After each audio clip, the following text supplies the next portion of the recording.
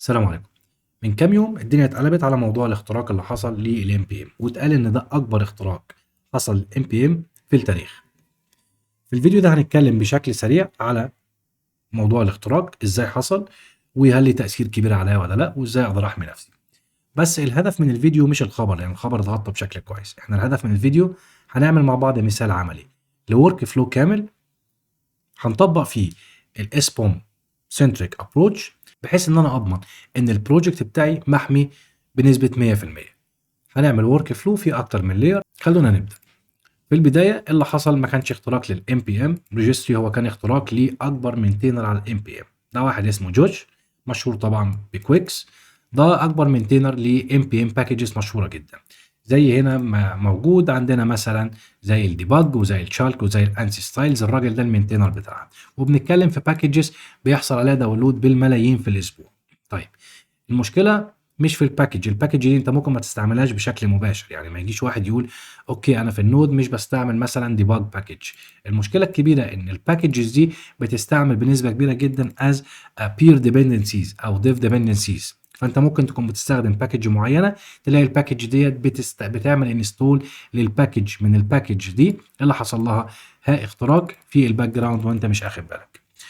فالشاهد ان اتعمل لسته، ولنفرض مثلا لو انت بتتعامل مع جيت هاب فهيجي لك ايميل اسمه مثلا جيت هاب دوت اي او، ومحتوى الايميل هتلاقي نفس الستايل بالظبط، اللوجو برضو قريب منه، والكونتنت في الايميل مظبوطه، وفي لينك في الايميل تدوس عليه كليك يروح يطلب منك البيانات بتاعتك ويحصل الاختراق. ده اسمه فيشنج ايميل. بيبعت ايميل او رساله مقاربه للهويه بتاعت الشركه اللي بتعمل بيها. وزي ما درسولنا قال لك بتتاكد بتبص على الايميل اللي جاي لك منه، ما تفتحش ايميلات من حد ما تعرفوش وهكذا. فاللي حصل ان الراجل الطيب ده جاله ايميل من دومين اسمه support@mpmjs.help. فهو ما عطاش خوانه، يعني لا mpmjs.help، فالدومين شكله تراستد شويه. راح فتح الايميل لقى الناس بتقول له والله انت الهاكر بيقول له انت محتاج تينيبل تو فاكتور اوثنتيكيشن. قال لك ده جميل جدا، وكان في لينك داس عليه كليك راح جاي راح جميل حط اليوزر نيم والباسورد وداس انتر، خلاص بقت بيانات الراجل ده عند الهاكر. تمام. الهاك اللي حصل ده اسمه سبلاي تشين هاك. طيب ليه ده يعتبر اكبر اختراق في تاريخ الام بي ام، او ليه يعتبر الاختراق ده قوي؟ السبلاي تشين اتاك بيعتبر من اخطر الاختراقات. ليه؟ الفكره كلها ان الشخص بدل ما بيخترق فرد السبلاي تشين معناه ان هو بالبلدي كده بيخترق المصدر. بمعنى ايه؟ ولنفرض الواتساب مثلا، المخترق بدل ما يروح يخترق شخص معين على الواتساب هو بيروح يخترق الواتساب سيرفر او تليجرام سيرفر. فبالتالي ملايين الاشخاص اللي بتتعامل بالواتساب يعتبروا تم اختراقهم، لان هو اخترق المصدر. ده فكره السبلاي تشين اتاك، فهو خطر جدا، يعتبر خطير. بس الامباكت او تاثيره على حسب الاستخدام.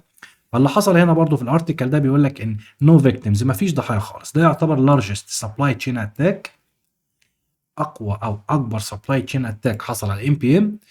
حصل فيه سرقه 5 سنت بس. يعني اوكي الاختراق كبير لان هو راح سبلاي تشين اخترق ام بي ام لباكجز بيقدر الداونلود التحميلات بتاعتها اسبوعيا ب 2 تريليون داونلود في الاسبوع. فهو كبير مش صغير، بس الامباكت بتاعه كان 5 سنت بس. طب ازاي سرق ال 5 سنت؟ هو عمل طبعا فيشنج، بعت له فيشنج ايميل وراح اخترق الاكونت بتاعه وحط في الباكجز دي ميل وير حاجه اسمها كريبتو كليبر. الكريبتو كليبر دي باختصار، الناس اللي شغاله كريبتو فاهمه كويس، كل كريبتو اكونت او كل كريبتو وولد بيكون ليها ادرس، بيكون ليها عنوان معين. انت مثلا عندك محفظه الكترونيه ده العنوان بتاعها. فالكريبتو كليبر ده هو راح عمل انجكت الكود معين جوه الباكجز دي، بحيث ان انت لو عندك مثلا ميتا ماسك اي وولد او اي محفظه الكترونيه في البراوزر عندك، او بتتعامل باي محفظه الكترونيه، لما بتيجي تبعت او تستقبل فلوس كريبتو مثلا كوينز او كده، فبدل ما تخش ليه الادرس بتاعك، الراجل الهاكر ده حط الادرس بتاعه بقى في لير في النص كده ما بين السند والريسيف. فانت هتبعت لواحد مثلا $100، تمام، فبدل ما بتبعت للشخص ده بيروح هو ياخد الادرس بتاعه يعمل له ريبليس بالادرس بتاع الهاكر، وال$100 بتيجي لحسابه وهكذا. جميل. فده الكريبتو كليبر اللي حصل. فانت هنا عندك فيشنج اتاك عن طريق الايميل، ونوع الاختراق ده كان اسمه سبلاي تشين اتاك عشان راح اخترق السورس او المصدر بتاع الام بي ام اساس الباكج ده. وما حصلش طبعا استخدامات كتيره، فحصل سرقه ل 5 سنت، وفي ناس قالوا $5. الحلو في الموضوع ده مش فكره الاتاك على قد ما هو الراجل او المينتينر ده كان صريح وكان امين، ودي برضو من الدروس الواحد يقدر يستفيد منها، ان لما حصل هاك الراجل طلع قال لك والله يا جماعه اوكي انا حصل عندي هاك خلاص تمام، وخلي بالكم انا اتبعت لي ايميل عشان ان انا انيبل تو فاكتور اوثنتيكيشن، ويا شباب انتبه ان دي الافكتد باكجز دي الفيرجنز. الراجل امين جميل، وجه في الاخر قال لك في الاخر سوري ايفري ون، انا اسف. اللي حصل ده يعتبر بعد ساعه او ساعتين، خلال ساعات من الاختراق، فدي حاجه كويسه جدا. في شركات كبيره بيتم اختراقها وبتنام على الخبر وبتسيب الناس تتاثر، فالراجل ده محترم جدا ان هو يطلع يعلن يقول لك حصل اختراق خلاص هشتغل على المشكله، وخلال ساعات قدر ان هو يحل المشاكل بتاعه الاختراق ديت. جميل. فدي حاجه من الحاجات المحترمه، وده درس من الدروس المستفاده الواحد، ان لو حصل اي غلط عنده يقول لك اوكي انا حصل عندي غلط، ويلحق الدنيا ما يسيبش الدنيا تبوظ ويأثر على ناس تانية. جميل. هنا متوضح لو انت عايز تتاكد من الهاك ده حصل عندك ولا لا، او انت عندك باكجز معينه فيها مشاكل ولا لا، عندك اكتر من طريقه ان انت تدخل على عندك اكتر من طريقه. هتدخل على فولدر النود موديولز وتران الباش سكريبت ده او الكوماند ده، هتقول له جريب ار اي كلمه تشيك اثيريوم. ده اول حاجه. الحاجه الثانيه لو انت عايز تشيك على الباكجز دي، واعتقد الباكجز دي انا حاولت ان انا ابص عليها لقيت اغلبها خلاص الفيرجنز دي مش موجوده، بس ان كيس لو انت برضو شاكك ان في باكج عندك وعايز تتاكد فيها، فهتروح تاخد الباكج دي كده نسخه، وهتيجي هنا عندك في التيرمينال هتعمل npm-ls وتحط الباكج دي وتحط الفيرجن بتاعها وتشوف. لو جاب لك امتي فانت كده امورك تمام، ما عندكش ولا باكج في البروجكت بتاعك ولا سب باكج موجود فيها الفيرجن ده، بتستعمل الفيرجن ده. جميل. يبقى انت كده امورك تمام تلف عليهم. في اوبشن تاني برضو هنا حطوه، عمل لك سكريبت، السكريبت ده تقدر تعمل له ران وعشان تشوف لو في الباكج دي متكيشه عندك، والسكريبت ده برضو تقدر تعمل له ران لو عايز فول سكان بشكل سريع بدل ما تاخدها مانيوال واحده واحده، هيسكان لك البروجكت بتاعك على الباكجز دي بالفيرجنز دي اللي هي اللي حصل فيها اختراق. جميل. بس انت بنسبه كبيره في السيف سايد لان الباكجز دي كلها مش موجوده. كده احنا اتكلمنا بشكل سريع عن الخبر، وعرفنا يعني ايه الفيشنج ايميل والسبلاي تشين اتاك والكريبتو كليبر وازاي الاختراق ده حصل وكده. خلونا نتكلم في نقطه مهمه. زي ما قلنا في بدايه الفيديو ان موضوع الاختراق او الحاجات اللي احنا كنا بناخدها في الكورسات الخاصه بالسكيورتي وكده، ان انت ما تفتحش ايميل من حد ما تعرفوش، ولو فتحت الايميل ده بالغلط لازم تتاكد من الدومين المكتوب والتايتل واسم الشركه واللوجو يكون مظبوط، ولو في مثلا ميس سبيلنج في الكلام اللي مكتوب وكده، يعني كام حاجه كده بتبدا تبص عليها. بس اللي حصل دلوقتي مش كده. حصل دلوقتي ان ممكن يجي لك ايميل رسمي، يعني دومين مثلا npm.js.help، ده دومين ما فيهوش حرف غلط مظبوط، وصعب جدا ان حد مثلا يتلخبط فيه.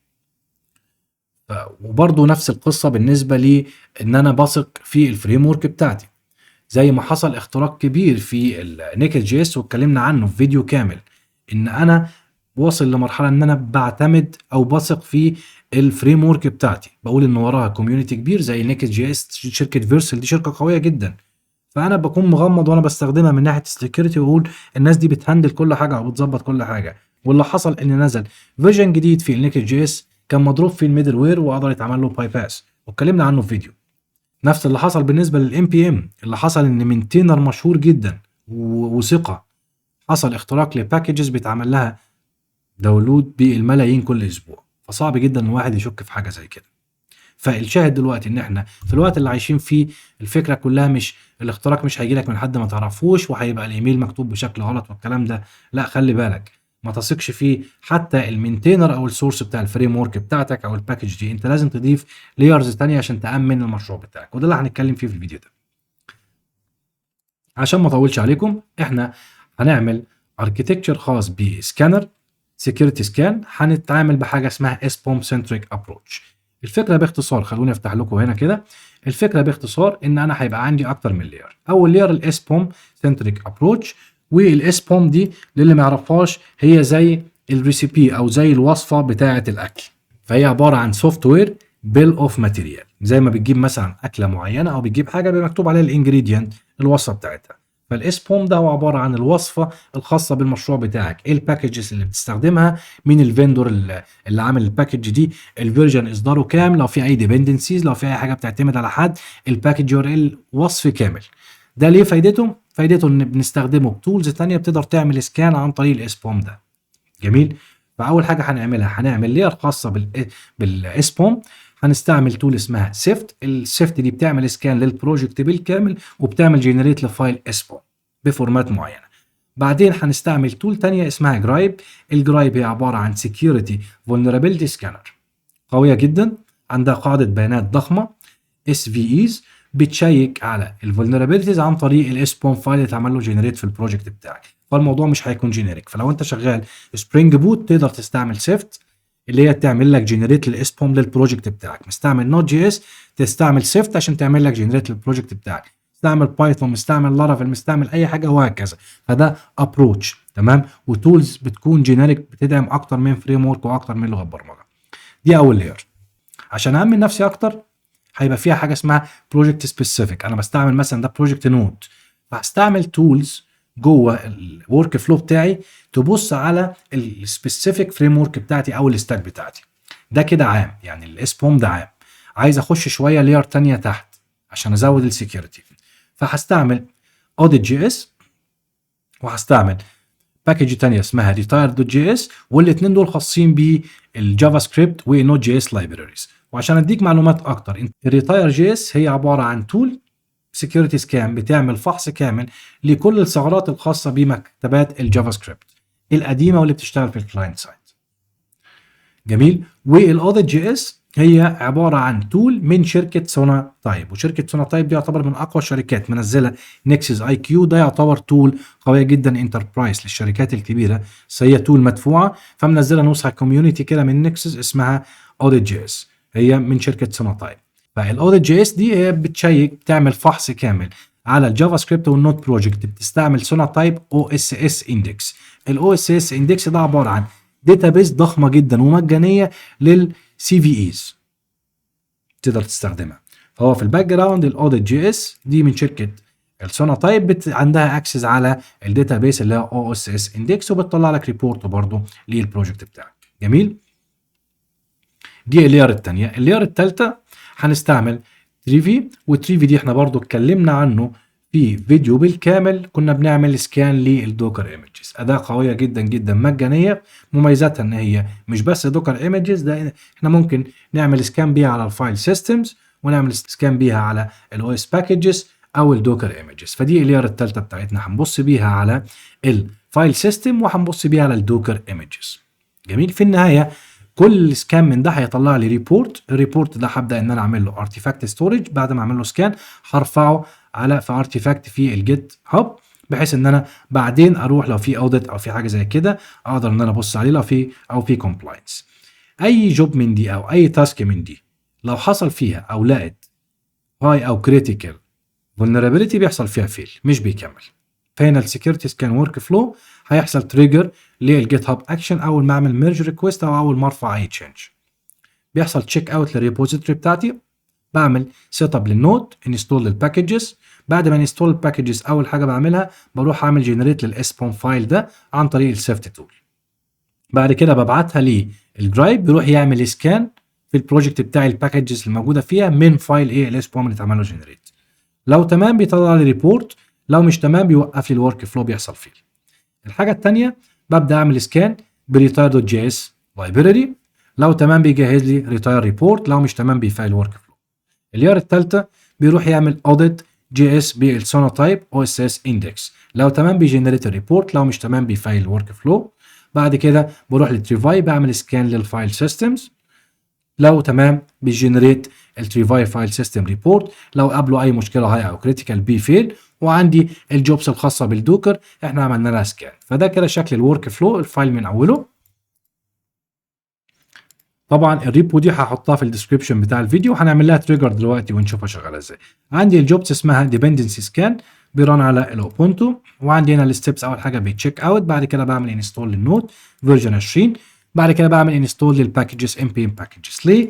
لان انا عايز اطلع الباكج دوت لوج والنود موديولز، لان السيفت بيجنريت البوم فايل من البروجكت بتاعه من الفايلز دي. وعندي هنا الريتاير جي اس والاوديت جي اس لازم يكون عندي باكج دوت لوج فايل ولازم يكون عندي النود موديولز دايركتوري، فبالتالي لازم اعمل ام بي ام انستول. جميل. نيجي بعد كده انستول للسيفت، والسيفت دي تول هي اللي بتعمل جنريت للاس بوم فايل، والاس بوم هو عباره عن سوفت وير بيل اوف ماتيريال زي ما قلنا، هي عباره عن ريسيبي او الوصفه بتاعت البروجكت بتاعي. بعد ما نعمل انستول بنروح بالجرايب نقرا الاس بوم فايل ده اللي اتعمل له جنريت. خلوني هنا الاول اجرب ان انا اعمل جنريت، فبقول له هنا سيفت الباكج لوك فايل يعمل لي جنريت من الباكج لوك فايل على فايل اسمه اس بوم دوت جيسون. هاجي هنا في الكونسول واقول له روح اعمل لي كده، هيروح السيفت ياخد الجيسون فايل يقراه ويبدا يجهز لي الاس بوم فايل. كريت لي فايل هنا اسمه اس بوم دوت جيسون. لو بصينا على الاستراكشر بتاعه هنلاقي هنا ادي الميتا داتا، ده ابلكيشن من شركه انكور، ادي الاوثر وادي النيم اسمها اي سيفت. يبدا الكومبوننتس او الكومبوننتس عندي باكج دوت جيسون وادي الفيرجن بتاعه. بعد كده في كومبوننت الباكج اسمها ام بي ام، ده الريجستري بتاع ام بي ام.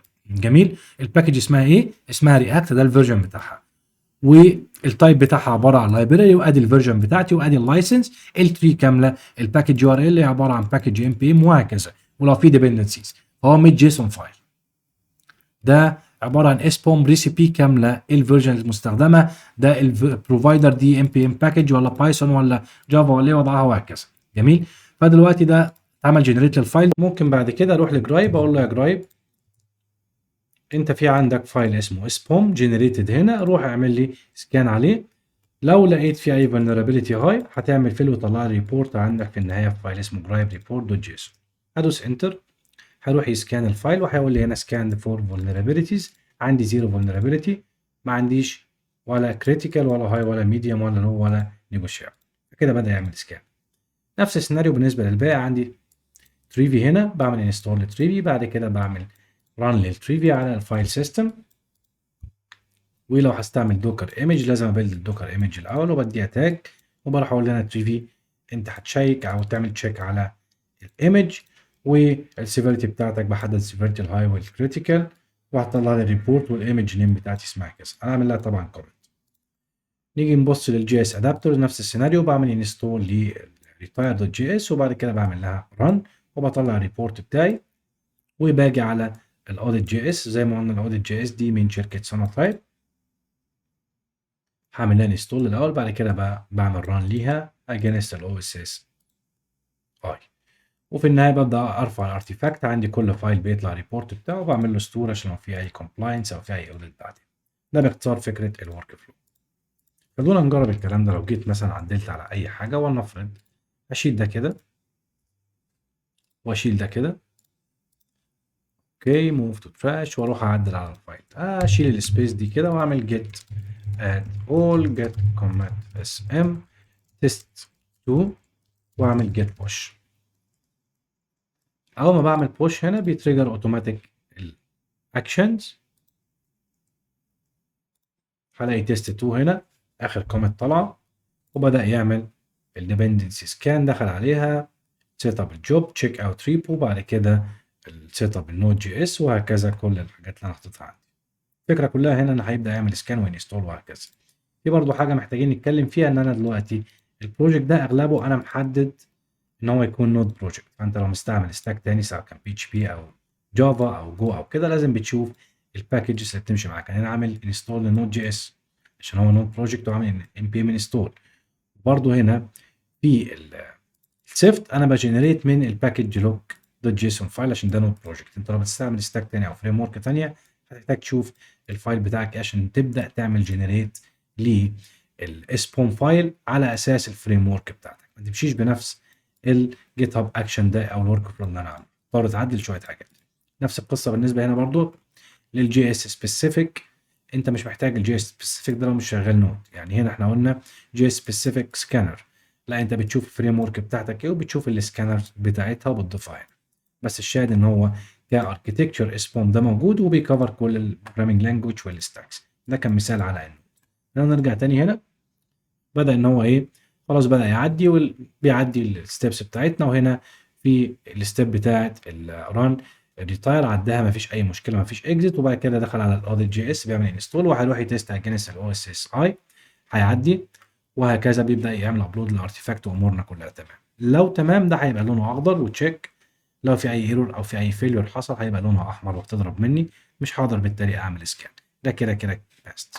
طيب خلينا ناخد مثال تاني، انا عايز اضرب الدنيا اتاكد ان السكانر ده شغال ولا لا. خلينا ناخد برانش بي مثلا فيكس تشيك vulnerabilities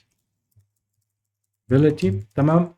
وبعدين هناخد مثال في مثلا باكج لو داش كان فيها هاي سكيورتي فولنربيلتي مشهوره، فهقول له ام بي ام اي لو داش الفيرجن 4 17 20. الفيرجن ده بالذات كان مشهور، كان فيه سي في ايز مشهوره جدا كانت هاي.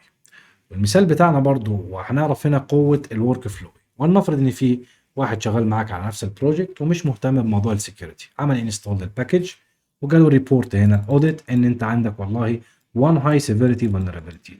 ما حطش في دماغه وكبر دماغه او ما عندوش معلومه كافيه، فعمل مش مشكله، اهم حاجه اتعمل لها انستول، اروح اكمل شغلي بيها واعمل كوميت وبوش للكود بتاعي. اللي هيحصل كالتالي، هو عمل اد، واول ما يجي يعمل كوميت مثلا ادنج لو داش ولنفرض حط كوميت مسج وراح جاي عمل بوش، هو كده عدى من عند لوكال. هيعمل بوش وهو بيجنريت البول ريكويست، هيتمسك فوق يعني الاكشنز او الورك فلو ده او السكانر تول اللي احنا عملناها هتمسكه. لو جينا عملنا هنا ريفريش هنبص نلاقي ان الادنج لو داش الكوميت اللي هو رفعها هيخش دايما في نفس الفلو برضه، هيبص على الباكجز، هيبص على الكود بتاعه كده وهيضرب معاه، مش هنقدر نعمل ميرج الكود بتاعه. فدي افضل حاجه في موضوع الورك فلوز لما ندخلها في السي اي نت سكان البروجكت بتاعك، ان هتعمل انفورسمنت للناس اللي شغاله معاك، او لو انت بالغلط ما خدتش بالك من حاجه، او لو حصل ان حصل برضه هاك على سيرفر بتاع مثلا باكجز او كده وانت ما خدتش بالك منها، بتيجي السكيورتي سكانز دي مع كل بيلد بتبدا تشيك او تعمل سكان على الكود والباكجز ده، ولو حصل في اي مشكله بتضرب وبتقول لك خلي بالك انت عندك الباكج الفلانيه او التول دي فيها اي مشكله، لازم تعمل لها ابجريد او تفكس الفولنربيلتي ايشو اللي فيها. فهنا خلينا نجرب الجرايب اللي هيحصل فيها، اللي هيعدي ولا هيضرب. هنا الجرايب ضرب، قال لك هنا ايه ايرور discovered the vulnerabilities at or above the severity threshold، معنى كده ان هو جابها خلاص ما عدهاش. ترجع تبص عندك وتفكس الفولنربيلتي ايشو دي وتطلعها. فدي قوه ان انت ما تعتمدش ان انت تضيف اولا طبعا security layers، والحاجه الثانيه زي ما اتكلمنا ان انت ما تعتمدش على الفريم ورك بتاعتك او الشركه اللي بتاخد منها الطول وتكون مطمن ان الشركه دي قويه هي هتحميني. لازم تضيف السكيورتي تشيكس او السكيورتي لاير بتاعتك عشان تتاكد الابلكيشن بتاعك متامن بدرجه كبيره. وده كان الهدف من الفيديو، اتمنى تكونوا استفدتوا منه ونشوفكم فيديو تاني ان شاء الله.